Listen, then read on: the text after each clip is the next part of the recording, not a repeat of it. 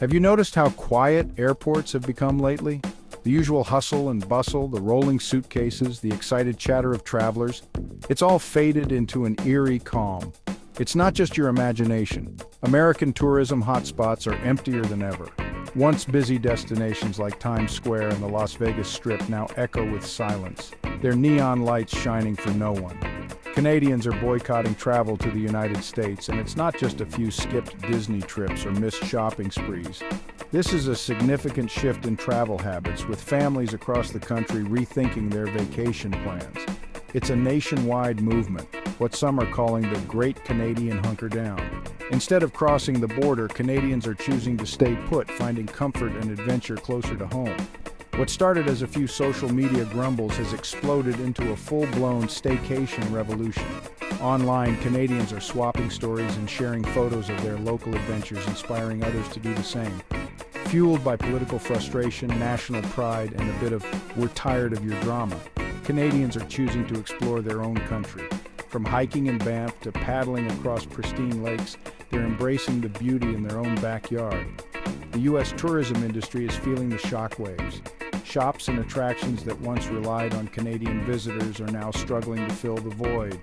Ongoing trade disputes, political jabs, and a lousy exchange rate tip the scales. The relationship between the two countries has grown tense, and it's showing up in travel statistics.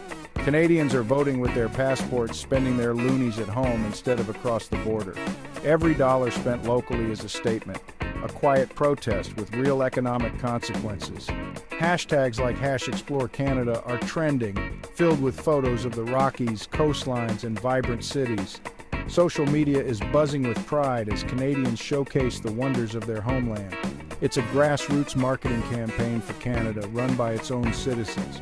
From British Columbia's lush vineyards to the historic cobblestone streets of Quebec City, Canadians are becoming their own best ambassadors. Canadians are rediscovering their own backyard, finding joy in simple pleasures, canoe trips, camping by a lake, or hiking a favorite trail. Meanwhile, American tourist towns are left wondering where all the polite, plaid-wearing visitors have gone. The absence is impossible to ignore. The economic impact is loud, even if the protest is peaceful. Restaurants, hotels, and shops are feeling the pinch, and business owners are left searching for answers. It's a reminder: never underestimate the quiet neighbor. Sometimes the most powerful statements are made without a word. The U.S. is learning that lesson the hard way, as the absence of Canadian travelers leaves a void that's hard to fill. Airlines are in panic mode. The mood in boardrooms and break rooms is tense, with executives scrambling for solutions and staff feeling the pressure of an unprecedented crisis. The Canadian boycott has hit them like a flock of geese to an engine, sudden, unexpected, and potentially catastrophic. No one saw the impact coming this fast or this hard. Flight bookings from Canada to the U.S. have plummeted. Some airlines report a staggering 70% drop. The numbers are worse than during some of the toughest winters or even the early days of the pandemic. Departure lounges for U.S. destinations are eerily empty, with only the occasional announcement echoing through the vast, silent spaces. Airlines are slashing seats, grounding planes, and canceling once profitable routes. Entire fleets sit idle, waiting for passengers who never arrive. The ripple effect is massive, impacting everyone from pilots and flight attendants to sandwich vendors and taxi drivers. Every corner of the airport feels the shock. Desperate for passengers, airlines offer rock-bottom fares. Fly to Florida for $50. But it's not about the money for most Canadians. Even the best deals can't fill the planes. This boycott is about principle, not price. Canadians are making a statement, and no discount can change their minds. Airlines are powerless in a political standoff they can't control. Their hands are tied and their options are running out. The timing is brutal. Peak snowbird season is here, but the birds aren't flying south. Hotels, resorts, and local businesses in the U.S. are feeling the absence too. The annual migration of Canadians to warmer U.S. climates is a cornerstone of the industry. For decades, it's been a reliable source of revenue and activity. This year, that revenue is vanishing. Shops and restaurants that once bustled with travelers now sit empty, their staff sent home early. Quarterly reports are grim and press releases sound increasingly desperate. Losses are mounting and investors are getting nervous. The silence in the terminals is deafening. What was once a hub of energy and excitement now feels abandoned. For airlines, it's the sound of money disappearing. Every empty seat is a lost opportunity, every closed counter a reminder of the crisis. And there's no quick fix in sight. The industry faces a long, uncertain road ahead, waiting for the skies and the passengers to return. Las Vegas, city of lights, high rollers, and now empty casino floors. Canadians have long been one of Vegas's most reliable international visitors. Their absence has left a Canada-sized hole in the city's economy. Hotel occupancy is down and the casino floors are unusually quiet. Resort executives are finally admitting the damage. The entire Vegas ecosystem, from restaurants to Celine Dion impersonators, is feeling the pinch. Vegas has tried everything: free upgrades, show tickets, shrimp cocktails, short of sending Elvis to Toronto. But Canadians aren't budging. This is about national pride, not perks. The boycott is a statement, not a negotiation. Vegas is learning how interconnected our economies are. A political spat thousands of miles away is echoing on the Strip. Until the climate thaws, Vegas faces more quiet nights. The house always wins, unless the players don't show up. And right now, one of their best players is sitting this one out. Florida's beaches are quieter this winter, and it's not just the weather. The Canadian snowbirds, those winter-loving retirees, have stayed home. Rental properties sit empty and local businesses are feeling the pinch. The annual Canadian invasion has become a quiet retreat. Locals notice the missing Ontario and Quebec license plates. Some Floridians are sympathetic, understanding the political reasons behind the boycott. The absence of Canadians is a hot topic, even among those who usually complain about traffic. The boycott is the main event, highlighting Florida's dependence on Canadian visitors. The state built much of its tourism economy around snowbirds. Now it's learning what happens when that relationship sours. The sunshine remains, but for many businesses the forecast is cloudy. The economic impact is real and growing.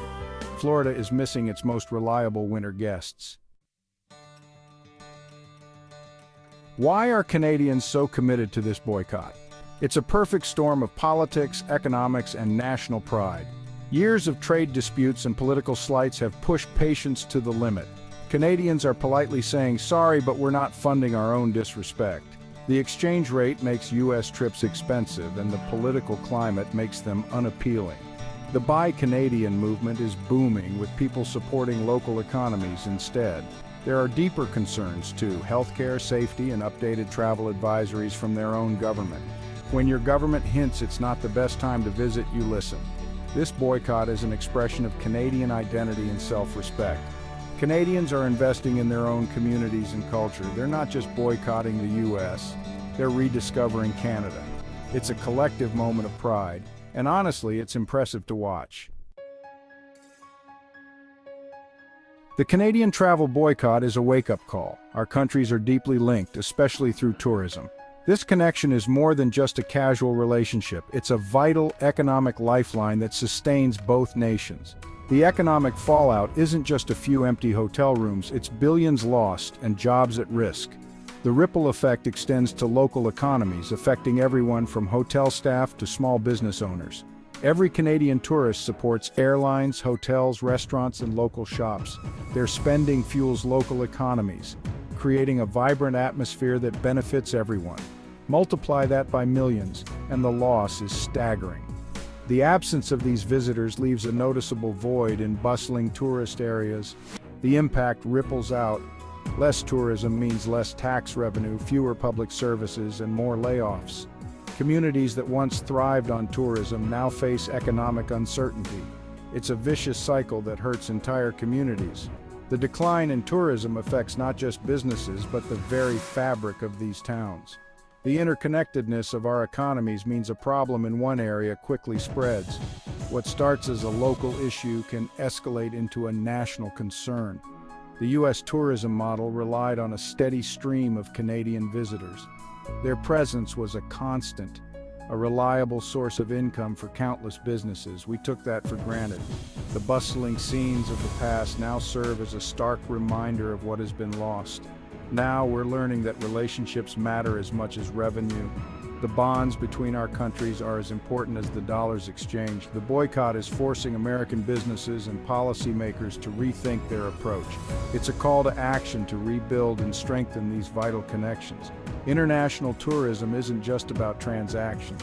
It's about respect. It's about understanding and valuing the cultural exchanges that occur. And right now, that relationship is in trouble. The strain is evident and the need for resolution is urgent. The lesson? Don't ignore your best customers. They are the backbone of your business and the key to future success, especially when they're also your closest friends. These relationships are invaluable and must be nurtured for mutual prosperity. At its core, this boycott is about politics. Aggressive U.S. trade policies and public jabs at Canada have pushed Canadians to act. Canadian leaders are balancing national pride with the need to manage a crucial relationship. Union leaders and government officials are vocal, and more retaliatory measures could be coming. Local U.S. politicians in tourism states are scrambling to repair the damage, even as Washington downplays the crisis. The lesson is clear. Words and rhetoric have real consequences. Treating an ally with disrespect leads to economic pain. The future of cross-border travel now depends on political change. Until then, Canadians are voting with their feet and staying home. Even in tough times, humor finds a way. A Florida columnist joked that at least traffic will be better without Canadian tourists. The piece poked fun at America's habit of treating Canada like an afterthought and the absurdity of the political climate. Humor allowed for a candid discussion of cultural differences like healthcare and gun laws without being preachy. The article ended with a plea for Canadians to bring back ketchup chips when they return. This lighthearted approach builds bridges, reminding us that friendship endures. Humor helps us cope, understand, and maybe even reconcile. After all, it's hard to stay mad at someone who makes you laugh. How does this end? It starts with respect. The boycott isn't about hotel prices, it's about dignity. To bring Canadians back, the U.S. needs to shift from confrontation to cooperation. De-escalate trade disputes, change the rhetoric, and treat Canada as an equal partner. Sincere apologies and positive statements can go a long way. Economic incentives help, but rebuilding trust is key. Tourism campaigns should be humble and appreciative. We've missed you, friends. Ultimately, Canadians are waiting for a sign that the U.S. is ready to be a good neighbor again. It may take time or even a change in leadership, but the friendship is resilient. When the political storm passes, the tourists will return.